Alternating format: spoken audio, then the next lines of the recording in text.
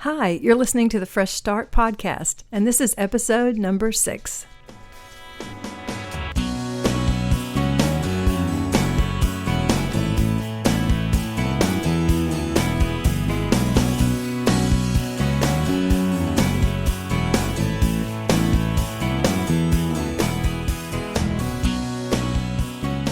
Hey everyone, welcome back to the Fresh Start podcast. This is Stacey Wynn, and I'm here with Marsha. Marsha, would you like to say hello today?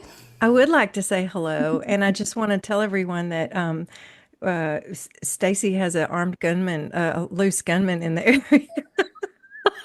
Right. So I told her she needed to unblow her background so that we could see if he's like coming at her behind. Yes, it's very comforting. That's why, I turn to Marsha in my times of distress because she always has those great ideas, just I know. background, and I'll let you know if he's in your house. I'm one of those weirdos that laughs at inappropriate times. So sorry. Don't ever go to a funeral with me. I will laugh all the way through it. That's just me. No, glad to be here. So glad to be here. Yes, real life things happening in the background. We all have dogs too, so you may hear dogs barking. Yeah.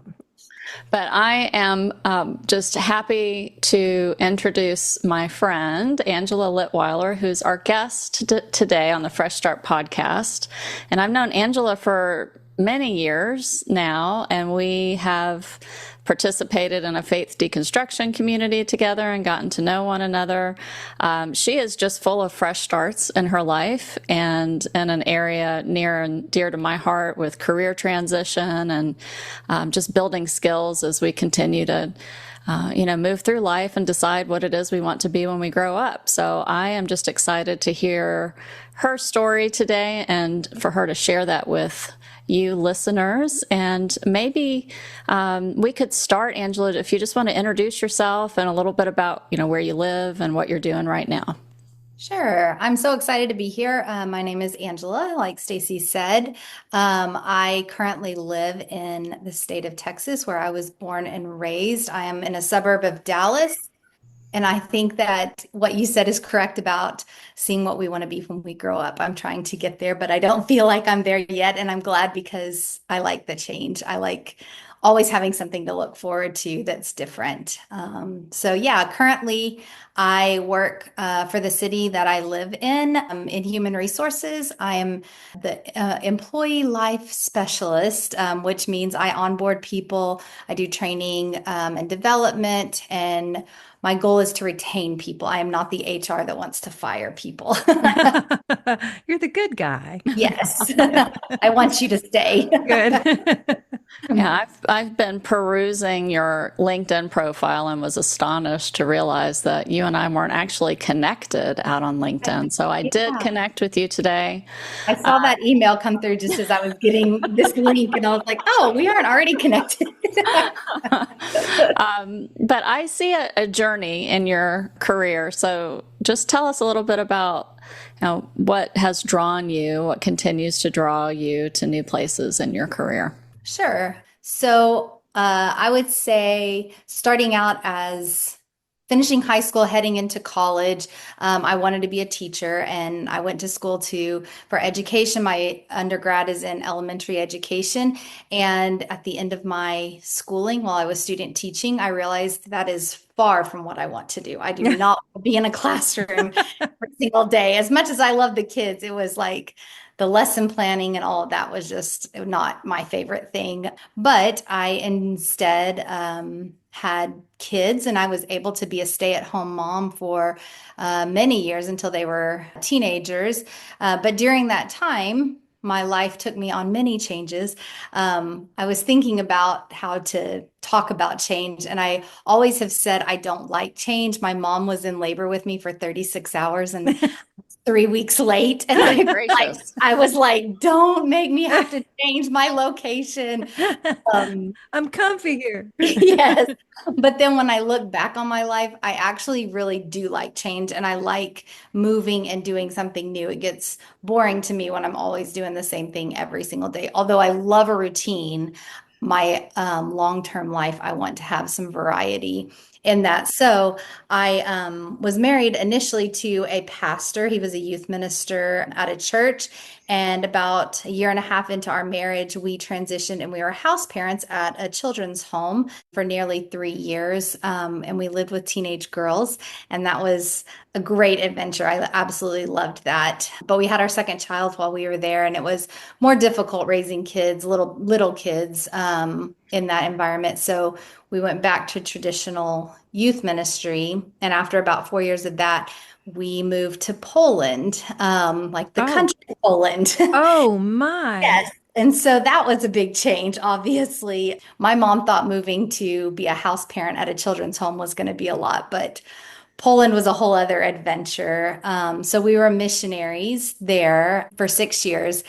That brought a whole lot of change. It brought leaving my family, familiarity, friends, a language I know, a country I know, and I took my kids who were 4 and 7 and I put them in Polish schools on like day 3 that we were there or something. And Oh, they didn't wow. speak Polish. The schools all spoke Polish. And so it was just kind of a sink or swim thing for them. I didn't speak Polish, but we learned it while we were there. And my youngest one was 4, and she spoke Polish like a national kid. Like nobody knew that she was American. And yeah, it was fun to watch them grow and struggle in their own ways throughout their time there.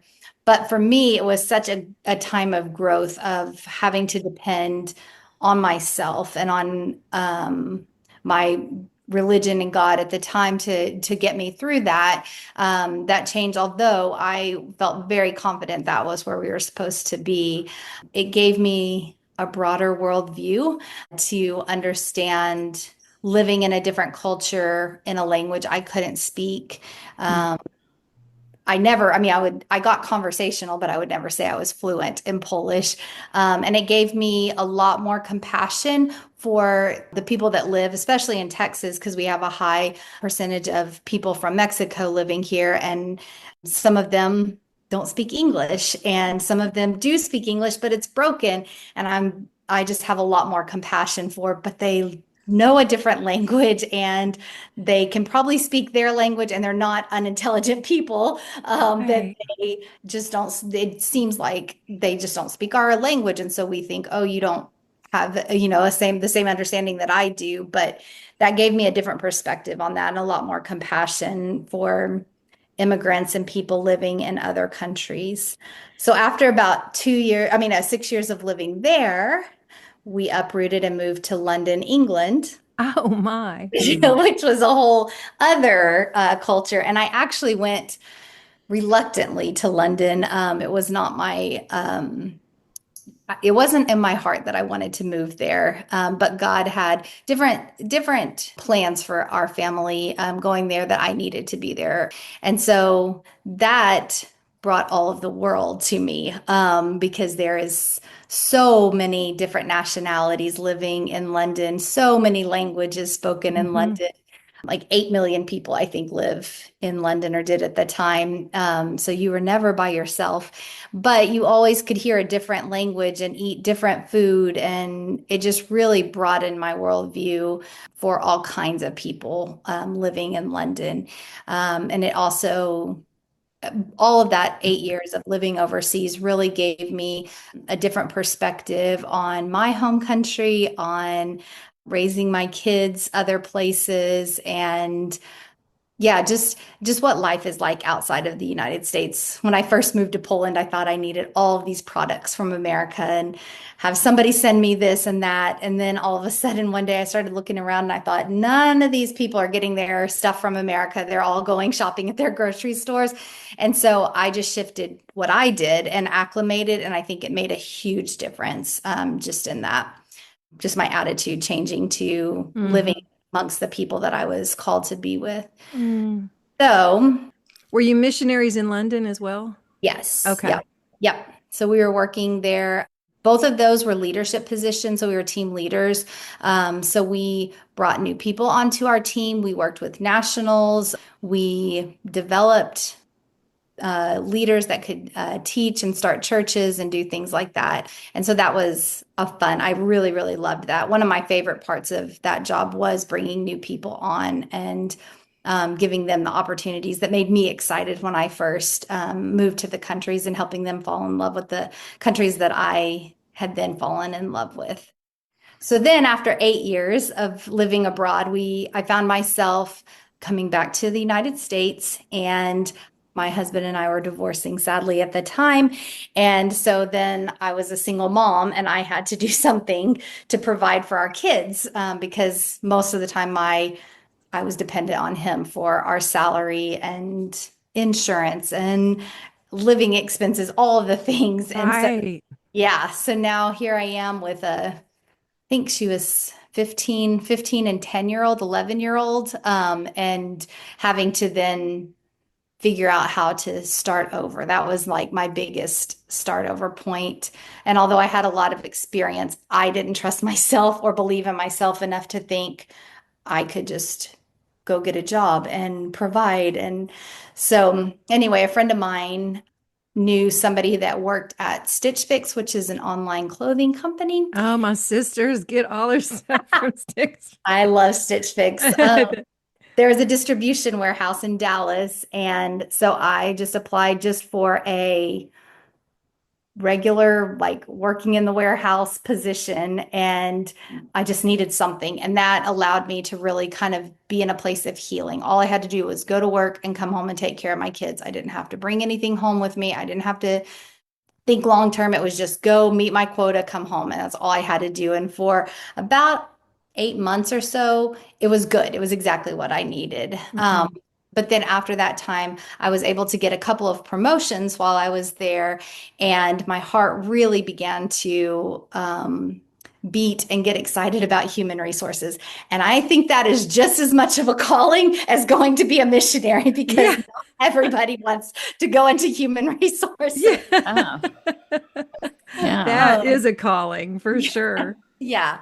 So I started positioning myself like in any of the career steps that I was going towards that would be more focused in human resources. And I realized I needed to do some kind of training in that way and started looking at different, what would be the best avenue to go down because my degree is in education. Now I'm working in this business world and absolutely loving it. And never would I have thought that I would like the business world. And so, through all of that, I thought maybe I just need to get my master's. And so I went back to school, and in August, I finished my MBA with human resources as my concentration. And I'm now working for the city of Grand Prairie. And yeah, it has taken me all over the place. My journey in life has been everywhere. My goodness, it really has. Yeah. Like, You could definitely teach a class on fresh starts. Yes. Good Yes. gracious. oh my goodness. Yeah, especially for someone who said at first you weren't really sure you liked change, and then to Yeah. have to do all of that over and I mean, it just sounds like every few years your entire life got uprooted and you had to start again. Yep. Yeah.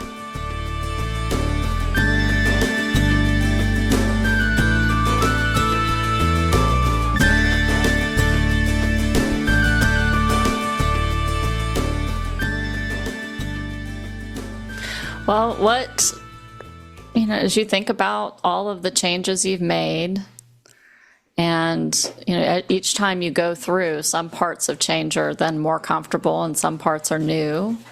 But when you're talking to someone now who's considering a shift in their career, for example, and I talk to people all the time who are, I mean, you're younger than me, but at this stage of the game, like, should I even bother going back to school? Should I, make this change in my career later in life? What would you tell them? I will always say yes. I will always say try it because you can always go back. But I think there is a lot more likelihood that if you don't do it one day, you'll be like, ah, I wish I had. And so I always will tell people to go for whatever it is that they're thinking about. You know, I'm still wrapping my brain around the fact that you have teenagers? Because you look like a 25-year-old. I actually have a 21-year-old. Oh my Yeah. goodness. And then I have an 18-year-old who's graduating from high school. Angela, no. Oh my gosh. Okay, so how was it trying to navigate all this stuff and navigate it for your children too? That had to have been difficult. Yeah, it was definitely a challenge. And I had really great teammates. We moved to Krakow, Poland first, and there was a really great established team. And so they had my kids ready and enrolled in schools before we got there. Hmm. So we at least didn't have to start like, oh, where are we going to put our kids? Like there was a place for them to go. But it was hard. It was hard knowing I'm sending you to a school and you have no idea what everybody is saying around Hmm. you. Hmm. And the challenge of that. The good thing was, again, because we had some people ahead of us that could talk us through that, like answer any of our questions that we had. Hmm. Um, but I knew long term, this was going to be a great experience for my kids, being able to speak a different language, to live in a different culture. Even because my 18-year-old was 4 when we moved there, and she grew up the majority of her life overseas. Yeah. And there would still be things that are just weird here in the US. Even though we've been back for several years, she does find things odd here, and it's funny to hear her. When we first got back, she was like, "People eat frozen pizzas," or "Why do they take so many tests at school?" Like seeing the US from her perspective, where we would think, well, that's just what they do. And so it was so different to hear her perspective on things. Uh, Wow. but yeah, it was a journey for them, and it was hard. There were days that were challenging, that nobody ever said I don't want to go to school, but you could see Yeah.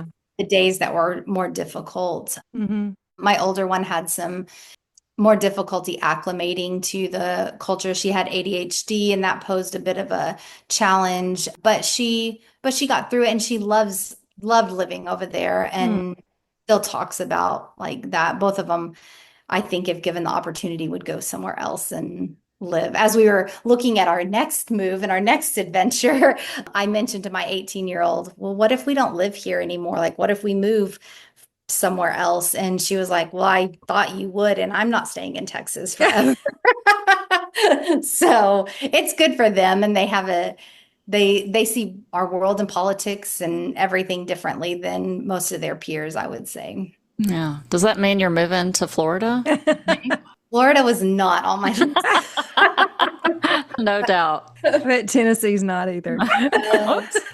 Looking at New upstate New York, maybe, or probably London. My wife Oh, has her citizenship in the UK, and so there's a high likelihood we'll go back there. oh, how cool. That is Yeah. cool.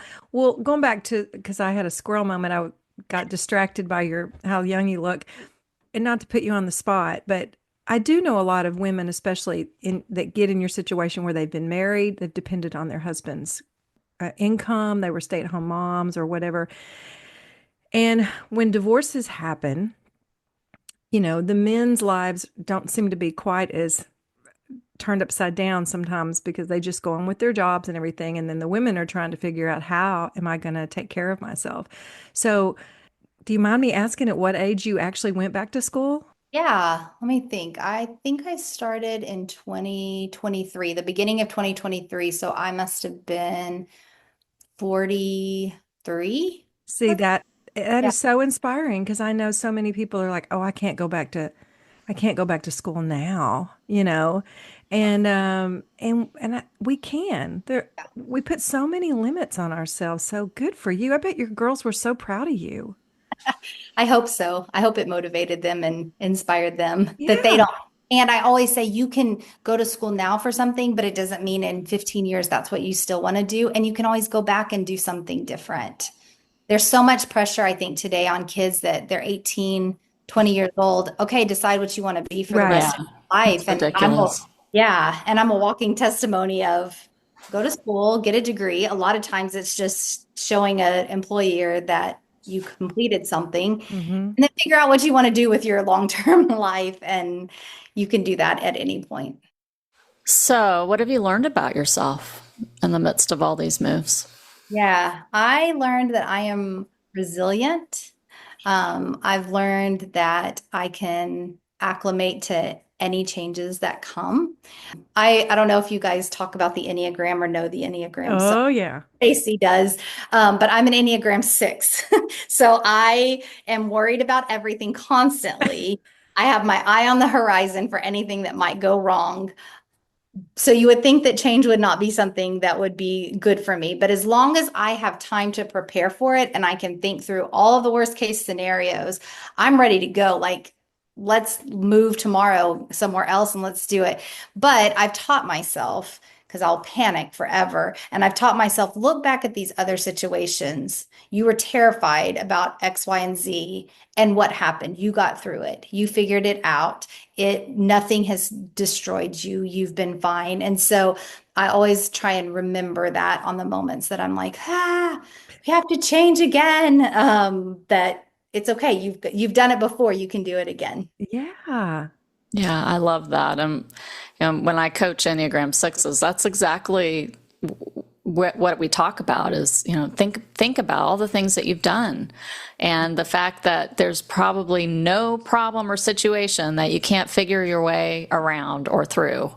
And to rely on that in those moments when you are spinning in your mind about all the possibilities. I love that. That's I'm just now realizing because I'm a 9, I'm an Enneagram 9. And I've always said that, having a wing 8 feels so unfair. Like eights are, the challengers and I'm the mediator. And that just feels like such, but I'm just thinking about you as a 6 because I go to 6 in Yep. stress. So I'm Yep. very familiar. But you've got a 7 wing. You've got Yeah, the for sure. enthusiast as your wing. So Yes. what that's almost as bad.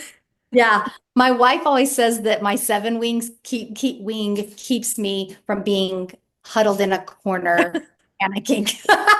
She's like, your 7 wing brings you out of the Yeah. wow. Yeah. Yeah. Yeah. That's so funny.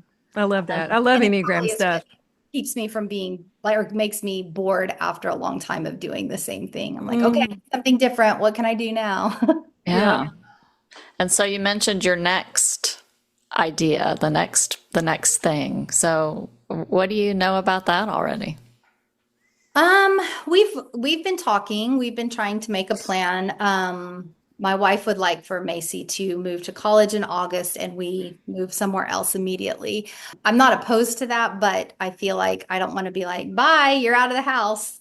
We're out of here. She's planning to go to the University of Arkansas, which is Oh, about 5 hours from us, currently. And so I want to be here for her first year so that she has home to come back to if she needs anything, that I can go up there for any parents' weekends, those kinds of things that a mom wants to do.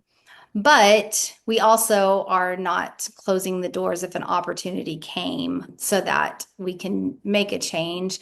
My wife is from Ohio, northeastern Ohio. It's like 5 minutes from Pennsylvania. So she's very north on right on Lake Erie. And so we've talked about moving somewhere up closer there with her, closer to her family and her parents. But also London is in our heart and she's looked at jobs there. She's a mental health therapist. So she's looked at positions over there getting into the mental health field in mm. London. So I don't know. We will see. I would guess hopefully in the next year to year and a half, we have a direction we're going. I almost went to the University of Arkansas. I grew up in Arkansas Okay. and toured that campus. It's so beautiful up there. So It is beautiful. really beautiful, beautiful campus, beautiful area. So I hope she loves it there. Yeah. Go Razorbacks. Yes. I'm not sure where it came from. We have no connection there, but he just started talking about it. It's the only school she applied to. So Wow. Really? Does she have That's awesome. friends going there? she has a friend who's like generational parents, grandparents, everybody has Gotcha. gone to Arkansas, but she's going to the University of Oklahoma, so she's not even Ah, going. But yeah, I think she was That's just like, where can I go that's not in Texas and is still kind far? of close. Or Yeah. yeah. Well, she wants to go far away. Ah, So well, I hope she loves it. That's exciting. It's an exciting time too. I mean, oh, yeah, that's a change when the last one leaves the it's the a nest. nest. bittersweet. It's a bittersweet feeling. Mm-hmm. It's like this, Mm-hmm. oh, I've done it. And the other side of me is like, but don't leave. I This is me. I've been a mom for 21 Right. years. Don't go. I know. It's Yeah.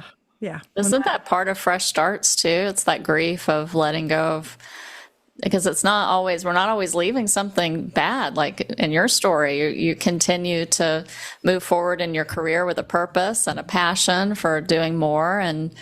And still there's that, just like parenting, there's the grief of letting things go, mm-hmm. stages of life or locations or, and I do have one more question. I hear this question all the time. If someone's listening and they're thinking like you, okay, maybe I could do this, I could go back to school. What would you tell them in terms of how to research where to go? Like what are some ideas that you thought about that helped you?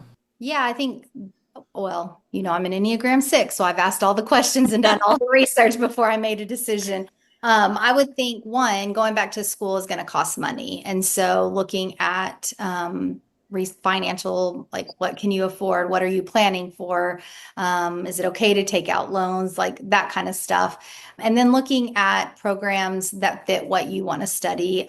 I was looking for human resources, so I looked at schools that offered specific human resource degrees, but then thought about a master's in business administration that would give me a broader understanding of business as a whole and not just pigeonhole me into human resources, because I think it's important that I understand everything.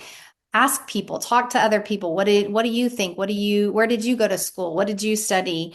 My counselor actually at the time suggested LSU's Shreveport campus, and it was all online. It's an accelerated program, so if you are crazy and don't have any other life, you can finish in 10 months. I did not do that, but you Ah, could do finish in 10 months if you really wow. work. All you did was go to school, and it was much more affordable than any of the other places that I had looked at. And so I think those are things that I would look at whenever you're making a decision about going back to school. And think about your family too. Like it was a commitment. It wasn't just me going to school. My Mm-hmm. family had to know, oh, I've got to spend all my evenings studying and writing papers and taking tests, and they were great and jumped in and helped and cooked and did, whatever else needed to be done to pick up the slack when I was having to really do school stuff. Mm. But we knew it was a season and we could do that. That's such a good point about having a support network. Yeah.